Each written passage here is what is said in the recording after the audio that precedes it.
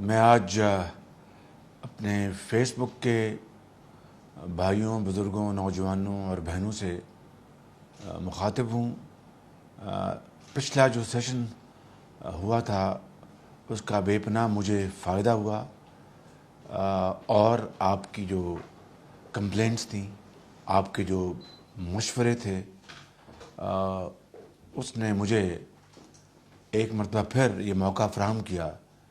کہ میں ان معاملات میں ان ڈیپتھ جاؤں، اور اس حوالے سے جو مجھے فیڈ بیک ملا وہ بڑا امپورٹنٹ تھا، بڑا ویلیوبل تھا۔ میں آپ کا بے حد شکر گزار ہوں، اور جس طرح میں نے پہلے کہا تھا کہ اس سیشن کو اب ہم انشاءاللہ ایک ریگولر فیچر بنائیں گے، اور میرا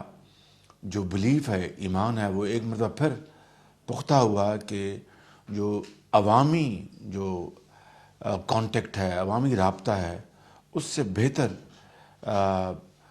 اسسمنٹ، فیڈ بیک، مشورے نہیں مل سکتے۔ تو آج ہمارا یہ دوسرا سیشن ہے، اور میں آج ابتدا کر رہا ہوں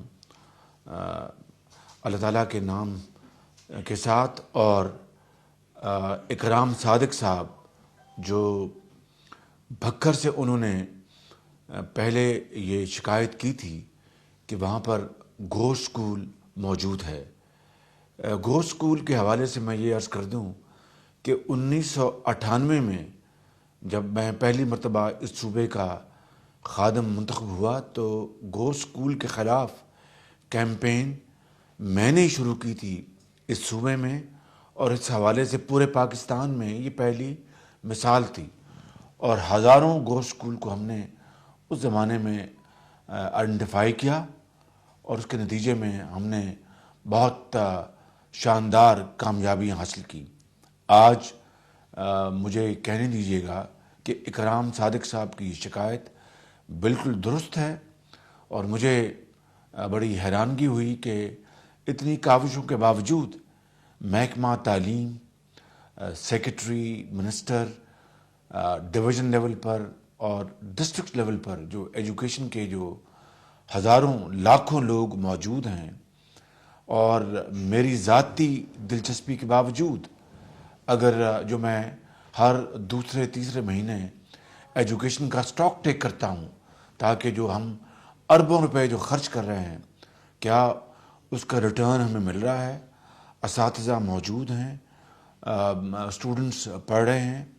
بنیادی سہولتیں موجود ہیں، اور اگر آج منکیرا کے حوالے سے یہ جو شکایت جو ملی وہ درست ثابت ہوئی تو یہ ہم سب کے لیے ایک تازیانہ ہے اور سٹنکر ہے۔ ہمیں اس کے اوپر جاگنا ہوگا اور اپنی احوال درست کرنے ہوں گے، ٹاپ سے لے کے باٹم تک۔ چنانچہ میں نے اس کے اوپر بھرپور ایکشن لیا، اور یہ یارو والا یہ علاقہ ہے تحصیل منکیرا میں، اب وہاں پر یہ جو تعمیر ہوئی تھی اس کا کام 2006 میں شروع ہوا تھا، اور یہ بلڈنگ تعمیر ہوئی، اور اس کے بعد یہ واقعی گوشت اسکول بنا رہا۔ اب اس کے اوپر کام شروع ہو گیا، بچیاں یہاں پر اب تعلیم حاصل کر رہی ہیں۔ میں جناب آپ اکرام صادق صاحب آپ کا بے حد شکر گزار ہوں کہ آپ نے اس طرف توجہ مبذول کروائی۔ میں نے انکوائری میں نے انیشیٹ کر دی ہے، اور منسٹر صاحب اور سیکرٹری صاحب اور متعلقہ ڈی سی او اور ماضی میں جو ڈی سی اوز تھے ان سب کی جواب طلبی ہوگی، اور انشاءاللہ ہم اس کو مثال بنا کر باقی جگہوں پر جہاں پر بھی گوشت اسکول ہیں ان کا صفایا کریں گے۔ میں آپ کا بے حد شکر گزار ہوں۔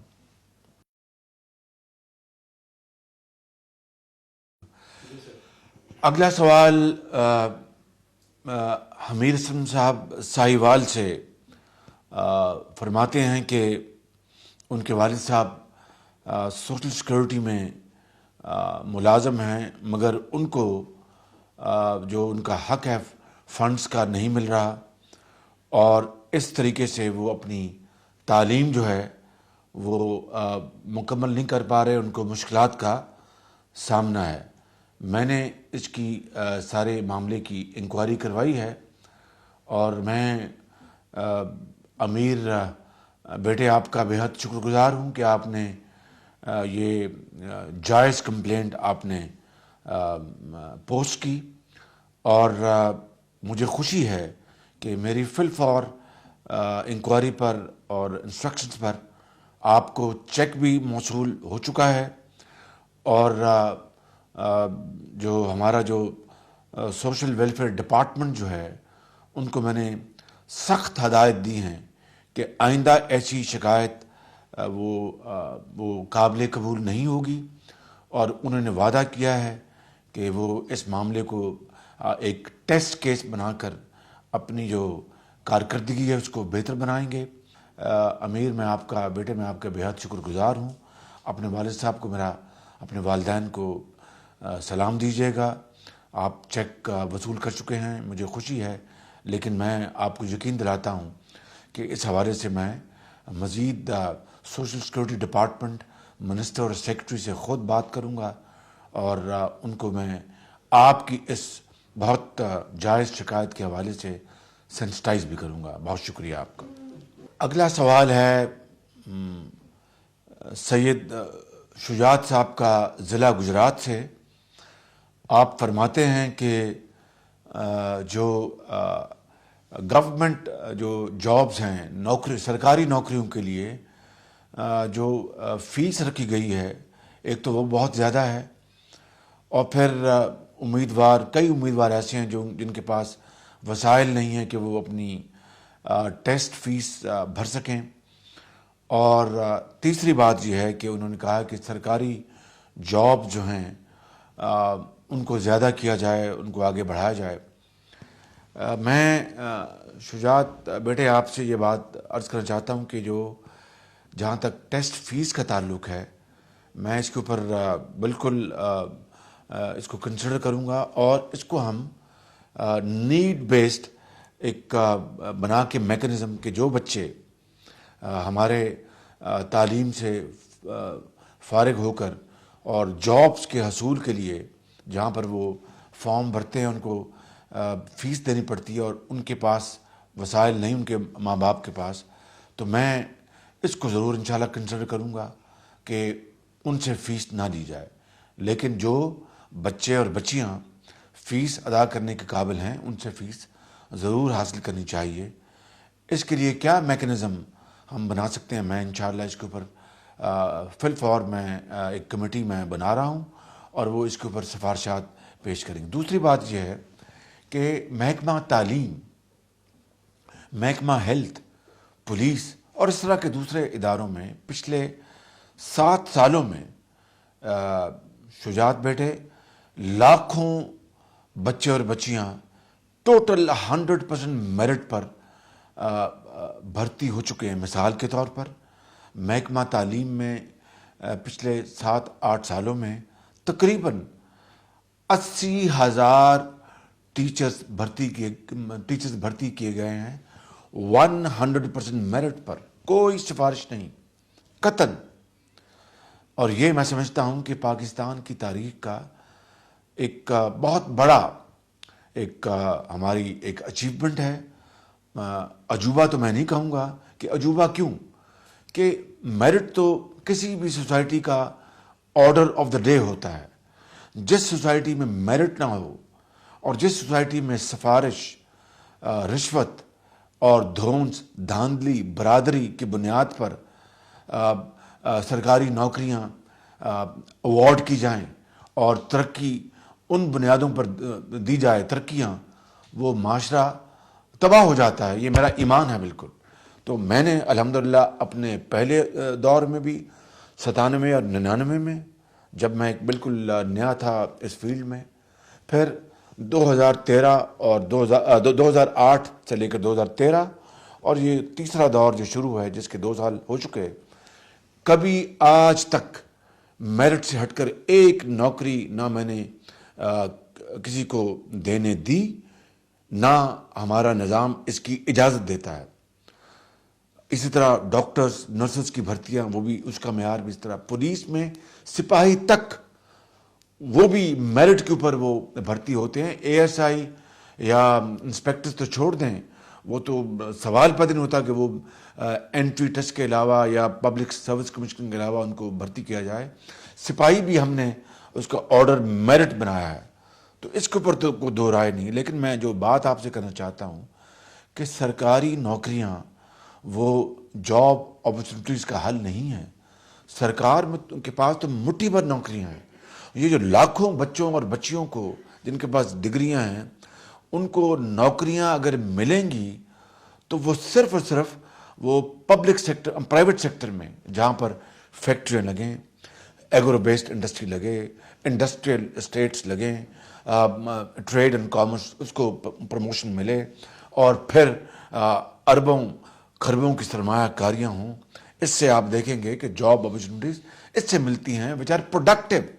پروڈکٹیو. میں یہ نہیں کہہ رہا کہ سرکاری جو ہیں وہ دے آر نان پروڈکٹیو, وہ بھی پروڈکٹیو ہیں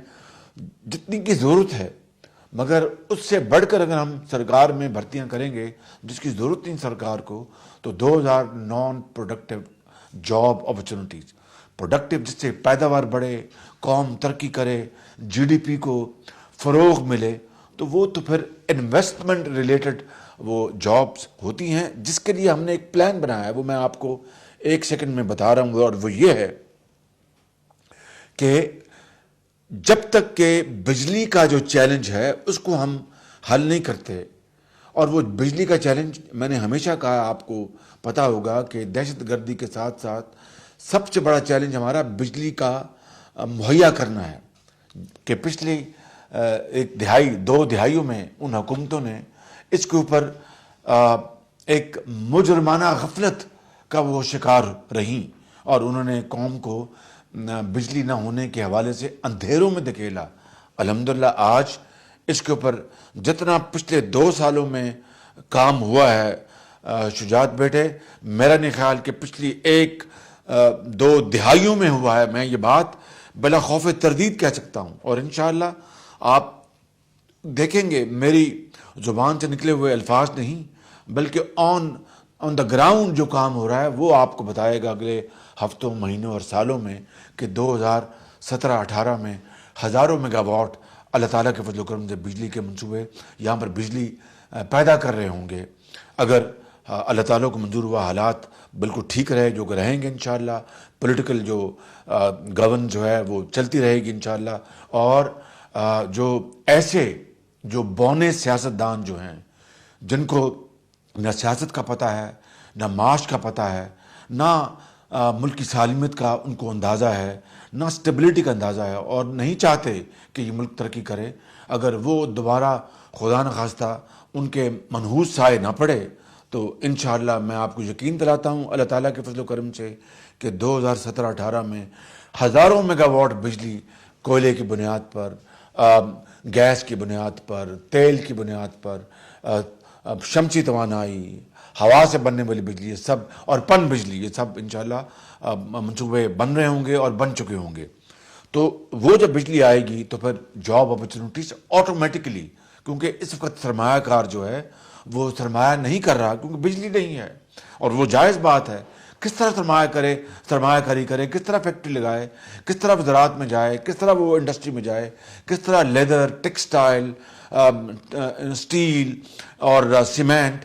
شوگر اور انجینئرنگ اور دوسرے جتنی بھی مصنوعات ہیں وہ کس طرح وہ انویسٹمنٹ کرے کہ بجلی نہیں ہے. تو بجلی کے اوپر گورنمنٹ کا فوکس ہے, اور میں آپ کو یہ بتانا چاہتا ہوں کہ پنجاب حکومت نے خود ہزاروں میگا واٹ بجلی لگانے کے منصوبوں کی ذمہ داری خود اٹھا رکھی ہے, CPEC, China Pakistan economic corridor کے منصوبوں کے علاوہ. تو اب آئیں یہ وضاحت کرنے کے بعد کہ ہم نے پنجاب میں ایک پالیسی بنائی ہے کہ ہنر ہم آپ کو اور آپ جیسے ہزاروں لاکھوں نوجوانوں کو اور بچیوں کو ہنر حوالے کریں, وہ ہماری ذمہ داری ہے. اس کے لیے ہم نے اسکلز ڈیولپمنٹ کمپنی پنجاب میں بنا رکھی ہے. پچھلے کئی سالوں سے ہزاروں بچوں اور بچیوں کو مختلف ٹریڈز میں ان کو اسکلز مہیا کریں کہ آپ ہنر حاصل کریں اور پھر جائیں انڈسٹری میں پاکستان کے اندر, زراعت میں پاکستان کے اندر یا پاکستان کے باہر, اور اپنے خاندان کا بوجھ بانٹیں اور ملک کو فورن ایکسچینج مہیا کریں اور ملک کو خوشحال کریں۔ اسی طرح ٹیفٹا ہے ہمارا ایک ادارہ، اسی طرح پی وی ٹی سی ہے ہمارا ایک ادارہ، اور یہ ہزاروں بچوں اور بچیوں کو ٹریننگ دے رہے ہیں۔ تو جب یہ ٹریننگ آپ حاصل کریں گے تو جاب اپرچونٹیز وہ پھر ایک بڑا چیلنج نہیں رہے گا اگر ریلیونٹ اداروں میں یا ٹریڈ میں ٹریننگ مل رہی ہے۔ تو میں سمجھتا ہوں کہ یہ وہ چیلنج ہے، اور یہ وہ چیلنجز ہے جس کو ہم انشاءاللہ ہم بڑے اچھے طریقے سے، آسان طریقے سے ہم اس کو میٹ کر رہے ہیں، اور انشاءاللہ آپ دیکھیں گے کہ اگلے 2-3 سالوں میں پاکستان کی تقدیر جو ہے وہ بدل چکی ہوگی۔ انجینئر ایمن صاحب نے لودھرا سے ایک بہت چپتا ہوا سوال کیا ہے، اور مجھے خوشی ہے کہ اس سوال کا جواب دینے میں مجھے خوشی اور راحت محسوس ہو رہی ہے۔ ان کا کہنا ہے کہ ان کا جو گاؤں ہے عدم واون،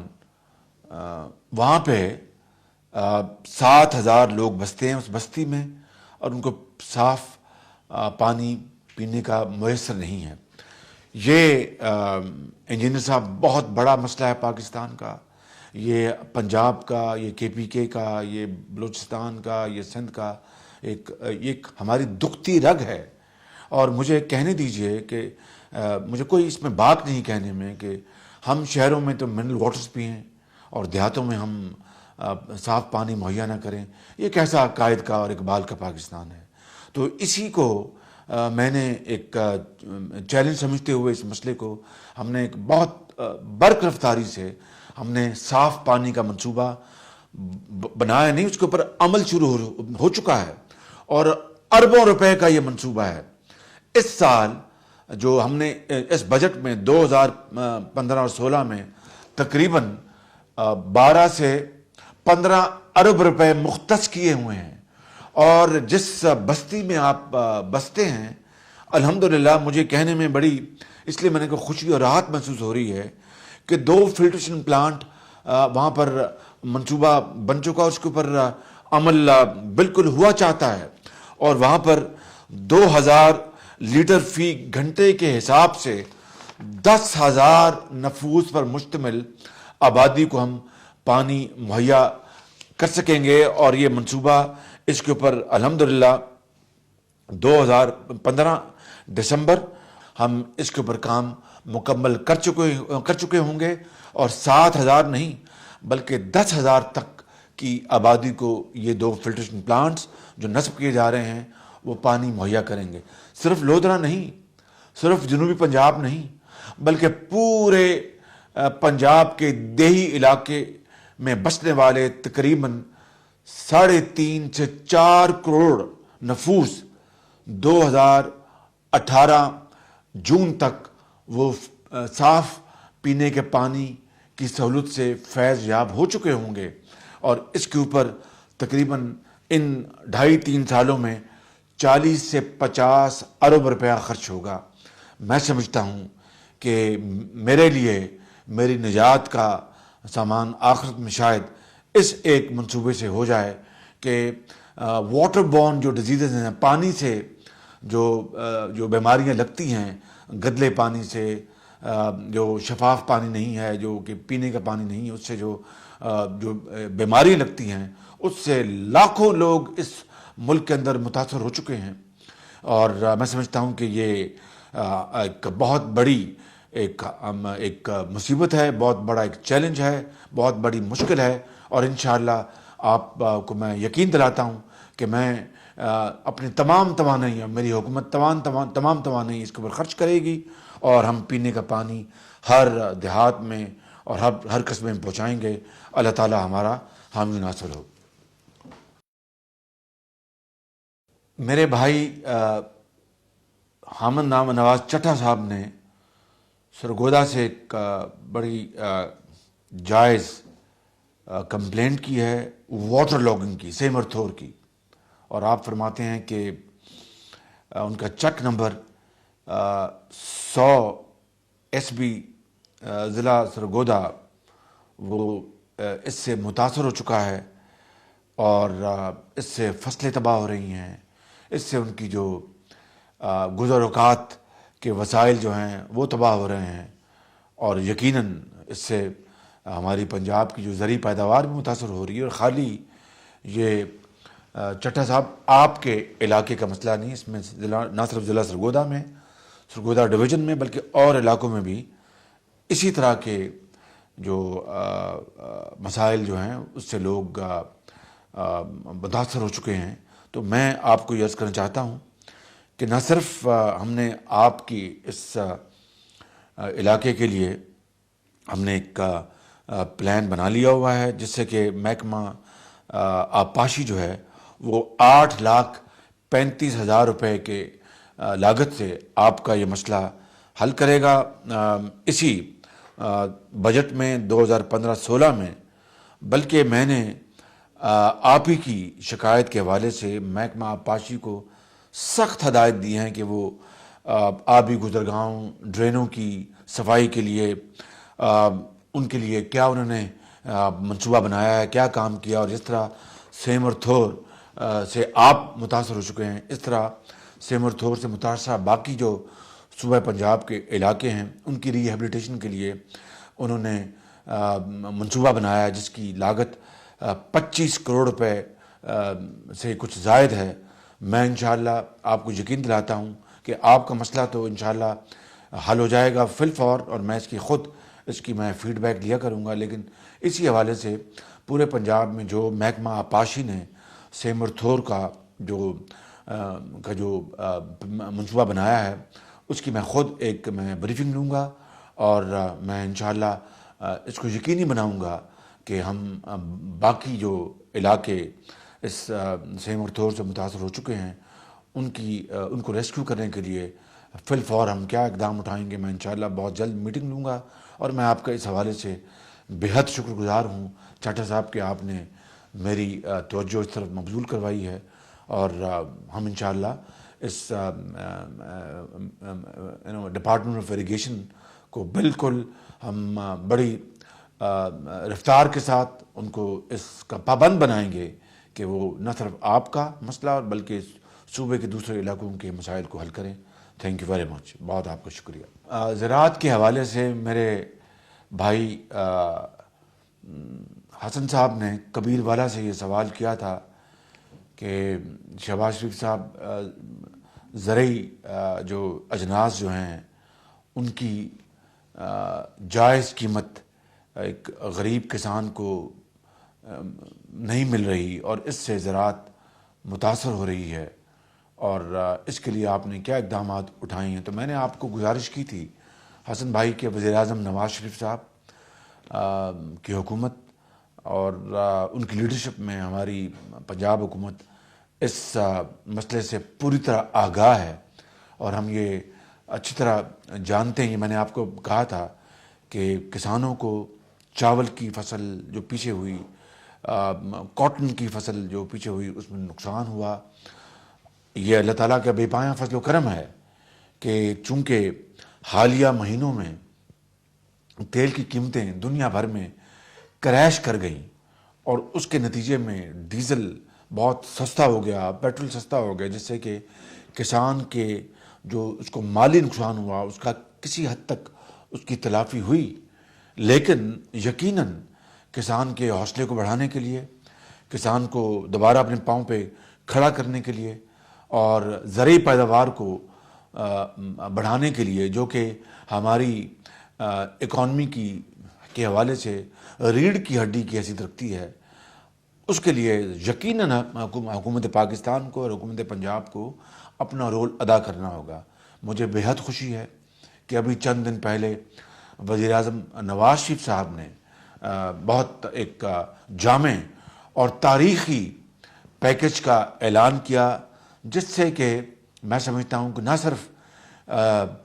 جو کسانوں کو ایک بے پناہ ان کو ایک تقویت ملے گی، بلکہ پوری جو ہماری جو زرعی جو ہماری جو زندگی ہے اس میں خوشی کی لہر دوڑ گئی ہے، اور لاکھوں کروڑوں کسانوں کو فائدہ ہوا ہے. میں چیدہ آپ کو باتیں بتاتا ہوں کہ چھوٹے کسانوں کے حوالے سے 147 ارب روپے کا براہ راست فائدہ ہوگا. اس میں ہم نے رکھا ہے کہ 12.5 ایکڑ تک 12.5 ایکڑ تک کے کسان کو ان کی جو فصل جو ہے چاول کی کاٹن کی فی ایکڑ اس کو گورنمنٹ براہ راست ڈائریکٹ سبسڈی دے گی 5,000 روپے پر ایکڑ. یہ ایک بہت بڑا ایک انقلابی قدم ہے. اس میں کوئی مڈل مین نہیں ہوگا, کوئی آڑتی نہیں ہوگا, کوئی کچھ اور نہیں ہوگا. میں سمجھتا ہوں کہ اس کا جو فائدہ کسان کو ہوگا, غریب کسان کو اور ہماری اکانومی کو ہوگا, وہ میں جانتا ہوں, آپ جانتے ہیں کہ ہماری جو پروڈکشن جو ہے بہت بڑھے گی آگے, اور کسان جو ہے وہ خوشی سے تپتی دھوپ میں اور جاڑے میں گرمی میں وہ کسی بات کا لحاظ نہیں کرے گا اور آگے بڑھے گا اور وہ اپنی زمینوں کو فصلوں سے لاد دے گا. اسی طریقے سے آپ جانتے ہیں کہ کھاد کے حوالے سے 20 ارب روپے کا ایک فنڈ قائم کیا ہے وزیر اعظم نواز شریف صاحب نے, اور پوٹاشیم اور فاسفیٹ کی قیمت جو ہے فی بوری 500 روپے کم کر دی. یہ ایک انقلابی قدم ہے کسان کے لیے. اسی طریقے سے جو جدید جو مشینری ہے, آلات ہیں, جو زرعی آلات ہیں, اس کی امپورٹ پر جو ڈیوٹی جو ہے وہ 43% سے کم کر کے صرف 9% کر دی گئی ہے. بجلی کے جو بل ہیں جو کہ غریب کسان ادا نہیں کر سکتا تھا اس نقصان کی بنا پر, ان کو چند ماہ کے لیے مؤخر کر دیا گیا ہے جو ماضی کے بل تھے, تاکہ ان کو سہولت ملے. اور بجلی کی جو قیمت ہے اس کو اسی کو رہنے دیا گیا, اس میں کوئی اضافہ نہیں کیا گیا ہے اگلے سال تک, تاکہ 30 جون 2016 تک کسان کا جو وہ رعایتی نرخ جو ہے وہ وہی قائم رہیں گے, اس میں کوئی اضافہ نہیں ہوگا. میں سمجھتا ہوں کہ یہ بہت بڑی چھوٹ ہے. اسی طرح حلال گوشت کی پیداوار کے جو پلانٹ لگائیں گے ان کو 4 سال کا انکم ٹیکس کی چھوٹ دے دی گئی ہے. 4 سال تک جو بھی حلال گوشت کا پلانٹ لگائے گا اس کو کوئی ٹیکس نہیں ادا کرنا پڑے گا. یہ میں سمجھتا ہوں یہ وہ چیدہ وہ جو پوائنٹس ہیں جو کہ ایک تاریخی پیکج وزیر اعظم صاحب نے دیا. 147 ارب روپے کا براہ راست آپ کو کسان برادری کو فائدہ ہوگا. میں سمجھتا ہوں کہ میں سرخرو ہوا ہوں اللہ تعالیٰ کے حضور اور آپ کی عدالت میں کہ جو جائز مسائل تھے کسان کے, اس کو حل کرنے کے لیے وزیر اعظم نواز شریف صاحب نے انقلابی قدم اٹھائے ہیں, اور اس کے لیے ہم نے وفاقی حکومت سے بھرپور ہم نے ان سے یہ معاملہ ٹیک اپ کیا. اور اس پیکج میں جو مالی پیکج ہے اس میں وفاق اور صوبہ پنجاب اور دوسرے صوبے بھی مجھے امید ہے کہ وہ اپنا حصہ ڈالیں گے. ہم تو حصہ ضرور ڈالیں گے, مجھے یقین ہے کہ باقی صوبے بھی اپنا حصہ ڈالیں گے. شکریہ. علیم سلیم صاحب لاہور سے اور افتخار احمد صاحب فیصل آباد سے, انہوں نے کہا ہے کہ شہباز شریف صاحب جو آشیانہ اسکیم آپ کی ہے اس میں ہنوز ہمیں ابھی تک کا جو الاٹمنٹ لیٹر نہیں ملا. یہ میرے لیے ایک بڑی حیرانگی کی بات ہے. میں نے اس کی فی الفور اس کی انکوائری میں نے آرڈر دے دیا ہے, اور میں آپ کو یقین دلاتا ہوں کہ انشاءاللہ صرف زیادہ وقت نہیں, 1 آدھ مہینے میں آپ کا یہ مسئلہ حل ہو جائے گا. میں نے 1 آدھ مہینہ ایز اے سیف بیٹ کہا ہے. میں میرے اگر بس میں ہوا تو میں انشاءاللہ کل یا پرسوں تک اس کو میں حل کروانے کی کوشش کروں گا, لیکن میں نے 1 آدھ مہینہ اس لیے مانگا کہ اگر چند دنوں میں نہ ہوا تو آپ پھر شکایت کریں گے. نہ صرف یہ بلکہ اسی حوالے سے اگر کہیں اور تاخیر ہوئی ہے تو میں آپ کو یقین دلاتا ہوں کہ وہ اس کا میں نے نوٹس لے لیا ہے, اور وہ تاخیر جو ہے نہ صرف وہ کسی طور بھی قابل قبول نہیں ہے. جو بھی اس میں ملوث پائے گئے تاخیر میں ان کے خلاف تادیبی کارروائی, سخت تادیبی کارروائی ہوگی. اور یہ میں آپ کو ایک نمبر دے رہا ہوں, وہ آپ نوٹ کر لیں, اور دوسرے بھی جو اس پروگرام کو دیکھ رہے ہیں وہ نوٹ کر لیں فیس بک کا, تاکہ اگر کسی اور کو بھی بھائی یا بہن کو اس طرح کی شکایت ہو تو وہ ضرور یہاں پر فون کریں اور اپنا کمپلینٹ لکھوائیں. یہ 4 لائنوں پر یہ کمپلینٹ یہ سسٹم موجود ہے. 042 352 3786 میں ریپیٹ کرتا ہوں 042 352 37866 سے لے کر 69، یہ 4 لائنز ہیں. تو آپ مہربانی کر کے اس پہ آپ اپنی کمپلین درج کروائیں، اور اس معاملے کو میں نے ٹیسٹ کیس بنایا ہے، اور انشاءاللہ I want to give you my firm commitment کہ we will resolve this problem sooner rather than later and you will not have to remind me again. بہت شکریہ آپ کا. حیدر سمیع صاحب نے سوال کیا ہے راول پنڈی سے، اور آپ فرماتے ہیں کہ آپ نے پنجاب میں 3 انڈسٹریل اسٹیٹ زون بنانے کا وعدہ کیا تھا، اور کہا گیا تھا کہ انٹرنیشنل کمپنیاں انویسٹمنٹ کرنے کے ساتھ ساتھ یہاں اپنے پلانٹ لگائیں گی اور ہمیں روزگار ملے گا. حیدر سمیع صاحب، آپ کا بے حد شکریہ وعدے کی یاد دہانی کرانے کا. اور نہ صرف مجھے یہ وعدہ یاد ہے، بلکہ اس حوالے سے جو عملی اقدامات جو ہو چکے ہیں یا ہو رہے ہیں، میں اس بارے میں آپ سے تفصیل سے عرض کرنا چاہتا ہوں، کیونکہ یہ بڑا ایک اہم معاملہ ہے. کیونکہ جب تک کہ انڈسٹری نہیں لگے گی، زراعت ترقی نہیں کرے گی، قوم خوشحال نہیں ہو سکتی. ایک تو یہ ہے، مگر اس سے بڑھ کر جو بات ہے کہ یہ جو انڈسٹریل اسٹیٹس تب لگیں گی، یہ انویسٹمنٹس تب ہوں گی کہ ہم بجلی کا جو ہے یہ ایک چیلنج اور جو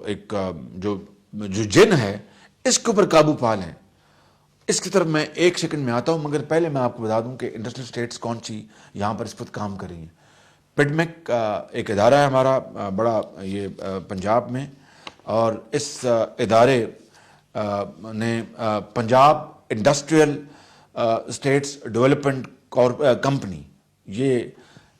یہاں پر سندر لاہور میں ایک بہت بڑا ایک انڈسٹریل اسٹیٹ یہاں پر بنا ہوا ہے، اور ایک ہی چھت میں انڈر ون روف وہاں پر تمام اجازتیں دی جاتی ہیں انڈسٹری لگانے کے لیے. تمام وہاں پر جس کو کہتے ہیں 1 ونڈو آپریشن. اس طرف فیصل آباد میں بہت بڑا ایک انڈسٹریل اسٹیٹ بنایا گیا، اس کا 2nd فیز، اس کو وہ 4000 ایکڑ پر محیط ہے، اس کے اوپر کام کا آغاز ہو چکا ہے. جو پہلا فیز ہے اس میں جو اپنا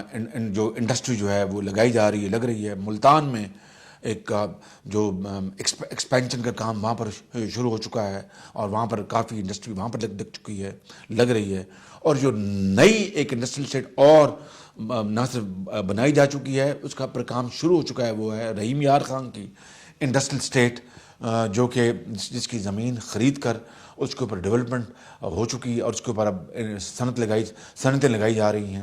اور ایک اور ہم نے انڈسٹریل اسٹیٹ ہم نے یہاں پر اس کے اوپر کام شروع کر دیا ہوا ہے، وہ ہے قائد اعظم اپریل پارک. یہ موٹر وے کے اوپر ہم یہاں پر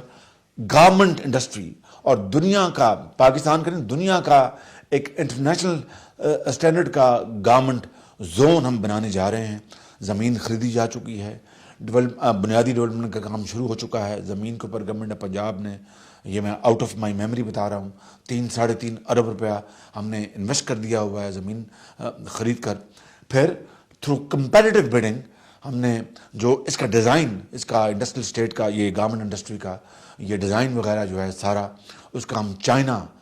چائنیز کمپنی ہے وہ سلیکٹ ہوئی، جس کو کہ اپنا چائنا کے اندر، چائنا سے باہر اس طرح کی گارمنٹ زون بنانے کا بے پناہ اس کو تجربہ ہے، مہارت ہے. وہ ان کی سلیکشن ہو چکی اور کام کا آغاز ہو چکا.